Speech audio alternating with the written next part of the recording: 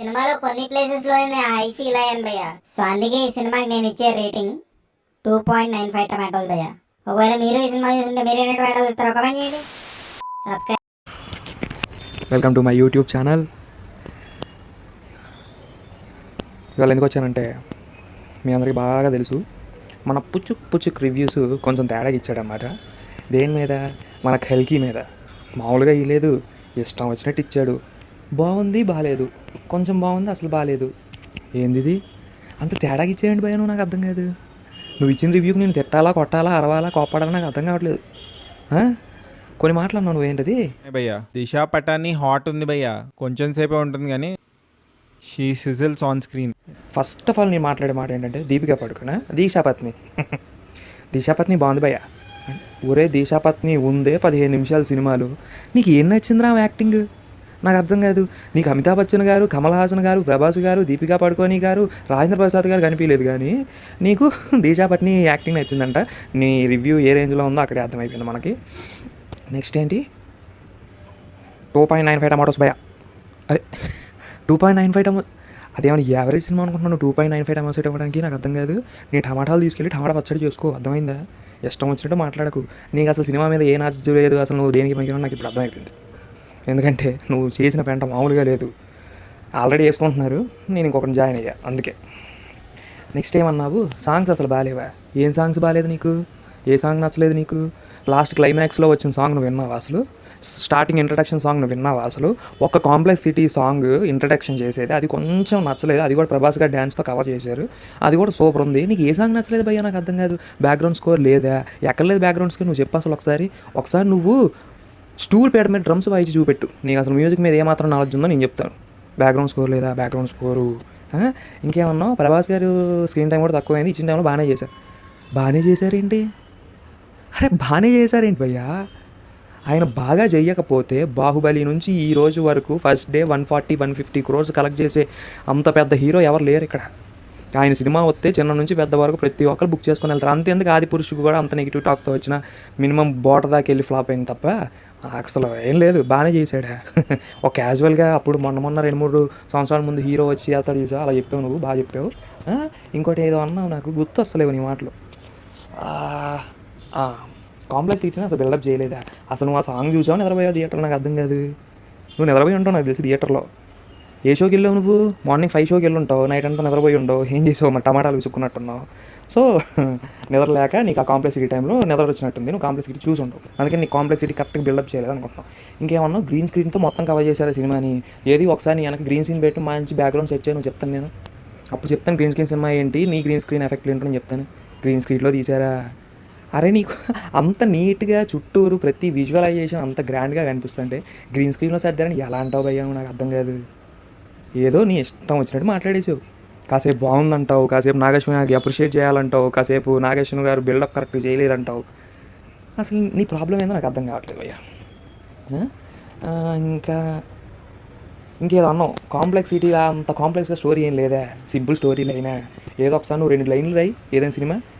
నువ్వు చెప్తా ఉంటావు నాకు అంత డబ్బులు వస్తాయి, ఎంత డబ్బులు వస్తాయి, ఇక్కడ నుంచి అక్కడ నుంచి ఒక సాఫ్ట్వేర్ కంపెనీకి వచ్చిన డబ్బులన్నీ వస్తాయి అన్నావు కదా. అంత డబ్బులు వచ్చినప్పుడు నీ దగ్గర డబ్బులు ఉంటే తీసుకెళ్ళి ఒక్క 20 నిమిషాలు సినిమాది భయ్యా. నువ్వు ఒక 20 నిమిషాలు షార్ట్ ఫిలింది, ఒక్కడు కూడా స్కిప్ చేయకుండా సినిమా మొత్తం చూసేలాగా నువ్వు సినిమాది. అప్పుడు నేను ఒప్పుకుంటా, నువ్వు తోపని, నీ రివ్యూస్ తోపని. నువ్వు ఓటికి ఏది వస్తే అది మాట్లాడేయకూడదు. నేను ఇవాళ పక్కా చెప్తున్నా ప్రతి ఒక్కరికి, మన పుచ్చుక్ అన్నయ్య గారికి మినిమం రివ్యూ సినిమా మీద నాలెడ్జ్ లేదని నాకు నిన్న అర్థమైంది. అంత సినిమాకి నువ్వు 2.95 టమాటోస్ ఇస్తే సినిమా ఈ 2 రోజులు అసలు ఒక థియేటర్ కూడా ఖాళీ లేదేంటి? రెండోసారి నేను వెళ్దామంటే ఎక్కడికక్కడ ఫుల్ అయిపోతున్నాయి థియేటర్లు. చూసావు నువ్వు? కనపడుతుందా? బుక్ మై షో ఓపెన్ చేసి చూపెట్టమంటావా? లేకపోతే ఒకసారి బుక్ మై షో ఓపెన్ చేసి ఒక థియేటర్ కూడా ఖాళీ లేదు. నీ భాషలో చెప్పా నేను ఒకసారి. ప్రభాస్ గారు రేంజ్ అంట, ప్రభాస్ గారు ఏదో బాగానే చేశారంట. ఏం మనుషులు భయ్యా? కొంచెం ఆలోచించి మాట్లాడేది. టమాటా చట్నీ చేసినంత ఈజీ కాదు సినిమాని తీసుకెళ్ళి స్క్రీన్ మీద పెట్టడం అంటే. 2.25 టమాటోస్ ఇచ్చినట్టు కాదు, 2 ఏళ్ళు కష్టం అది. ఒకసారి నువ్వు స్క్రీన్ మీద వెళ్ళి మంచిగా ఏకాగ్రతగా సినిమాని కరెక్ట్గా చూసి వచ్చి అప్పుడు రివ్యూ, రెండో రివ్యూకి. ఇంకా ప్రతి ఒక్కలా చెప్తున్నా, ఆయన రివ్యూలు ఫాలో అయితే మాత్రం సినిమా కూడా వెళ్ళరు మీరు.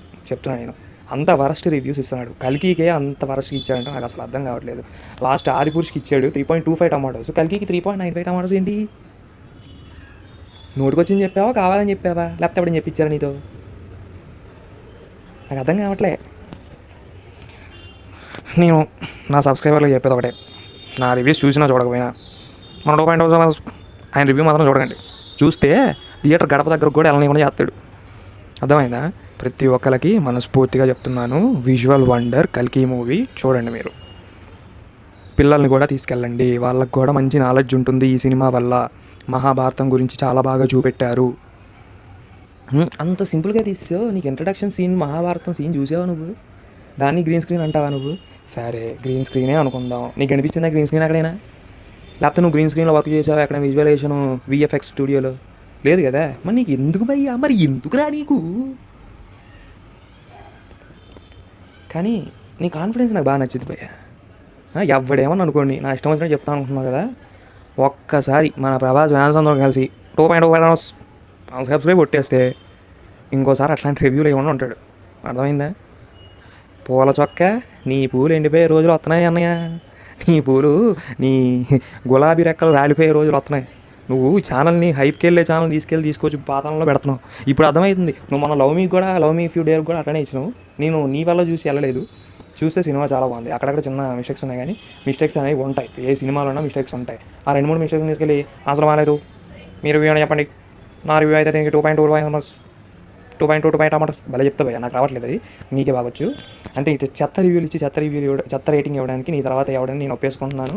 సూపర్ సెల్యూట్ నీకు. దయచేసి ఇంకొకసారి ఇట్లాంటి నెగిటివ్ రివ్యూస్ ఇచ్చావనుకో నేనేం చేయను, చేయాల్సిన వాళ్ళు చేస్తారు. నేను టమాటాలు కోసి పచ్చడి చేస్తారు. అర్థమైందా? Okay, thank you guys. అది నాకు కోపం వచ్చింది కాబట్టి చెప్తున్నాను. ఇది ఆయన మీద నాకు కోపమో ద్వేషమో లేకపోతే ఏదో హై రేంజ్కి వెళ్తున్నాడని కాదు. ఆయన రివ్యూస్ని ఇంతకుముందు ఫాలో అయ్యావని. కానీ ఇలాంటి మంచి సినిమాకి ఇలా రివ్యూ ఇవ్వడం అనేది అసలు కరెక్ట్ కాదు. సో ప్లీజ్ దయచేసి ఇలాంటి ఫేక్ రివ్యూస్ మీరు నమ్మి విజువల్ వండర్ని 70mm స్క్రీన్లో చూడకుండా మిస్ చేసుకుంటే దానికి ఇంకా నేనేం చేయలేను. So please go your near theatres and watch కల్కి మూవీ అన్ను విజువల్ వండర్ మూవీ అంటాను నేను. మహాభారతం బ్యాక్డ్రాప్లో సీన్స్ ఉంటాయి భయ్యా. ఆహా, ఇప్పుడు నేను చెప్తున్నాను మన టమాటో అనేలాగా నేను ఈ సినిమాకి ఇచ్చే రేటింగ్ 4.50 టమాటా. అది IMDb రేటింగ్లు కానీ, గూగుల్ రేటింగ్ కానీ, బుక్ మై షో రేటింగ్ కానీ వాళ్ళందరూ 5.5కి 4.5లు, 10కి 9.8లు ఎత్తుంటే మనోడు వచ్చి 2.95 టమాటోస్. నీ టమాటాలు అయితే థ్యాంక్ యూ. ఇలాగే సినిమాకి నేను తెలుగు చలనచిత్రానికి సపోర్ట్ చేస్తాను. తెలుగు వాడిగా నేను సపోర్ట్ చేస్తాను. తెలుగు సినిమాని నా వంతు నేను బ్రతికించడానికి ట్రై చేస్తాను. మీరు కూడా మంచి సినిమా వచ్చినప్పుడు ఆదరించాలి, వెళ్ళాలి, చూడాలి. సో ఇది ఒకటే చెప్తున్నాను, అన్వాంటెడ్ రివ్యూస్ తినేసి వాళ్ళకి ఏదో నాలెడ్జ్ ఉందని మీరు అనుకుంటున్నారు. కానీ చెప్పాను కదా, మూవీలో అన్నీ మంచి సీన్స్, మంచి హైప్ సీన్స్ వదిలేసి దిశాపత్ని గురించి చెప్పాడు. హాట్గా ఉంది భయ్యా. అది అలా ఉంటుంది. ఓకేనా? ప్లీజ్ సబ్స్క్రైబ్ చేసుకోండి, లైక్ కొట్టండి, బెల్ ఐకాన్ మాత్రం కొట్టండి. ఇలా మన టమాటోలు రివ్యూలు ఇచ్చినప్పుడు ఆ టమాటోలు పెసకడానికి మనం ఇలాంటి వీడియోలు చేయాల్సి వస్తుంది. సో మీరు చూడడానికి బాగుంటుంది. Thank you.